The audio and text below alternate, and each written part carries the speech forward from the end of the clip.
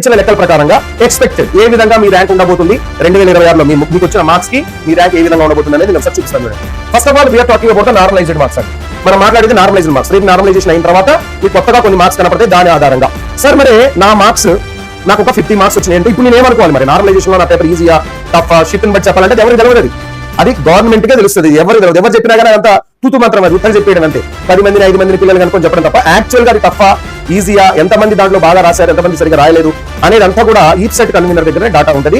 వాళ్ళు లాస్ట్ కి నార్మలైజేషన్ లో వాడడం వల్ల అక్కడ షిఫ్ట్ ఇది ఈజీయా టఫ్ అనేది యావరేజ్ తీయడం వల్ల తెలుస్తుంది. ఓకేనా, జస్ట్ మన మౌత్ పబ్లిసిటీ ద్వారా ఇది జరగదు. So after normalisation process normalisation అయిపోయిన తర్వాత ఒకవేళ మీకు 80+ మార్క్స్ వస్తే ఇది డైరెక్ట్ గా గవర్నమెంట్ వాళ్ళు ఇచ్చిన డాటా అండి. 2025లో ఎవరికైతే 80 మార్క్స్ దాటాయి 80 మార్కులు దాటిన స్టూడెంట్స్ ఉన్నారో వాళ్ళకి 2113 మార్క్స్ ర్యాంక్ వచ్చింది అనమాట. 80 మార్కులు దాటిన వాళ్ళకి 2613 ర్యాంక్ అంటే తక్కువ వచ్చింది. మంచి ర్యాంక్ వచ్చింది. ఇంకా 2500 2200 2300 వచ్చింది. సో ఒకవేళ మీకు ఇప్పుడు ఒకవేళ సార్ నాకు 85 మార్క్స్ వచ్చినాయి అంటే ఒకవేళ నీది ఈజీ పేపర్ అయి ఉంటేనేమో 85 మార్క్స్, ఒకవేళ నీది టఫ్ పేపర్ అయి ఉంటేనేమో 75 మార్క్స్. అంటే 75 to 85 మధ్యలో కనుక నీకు వచ్చి ఉంటే దాదాపుగా అంటే 80 మార్క్స్ కనుక వచ్చి ఉంటే దాదాపుగా నీకు 2613 కి లోపలనే ర్యాంక్ అనేది వస్తుంది.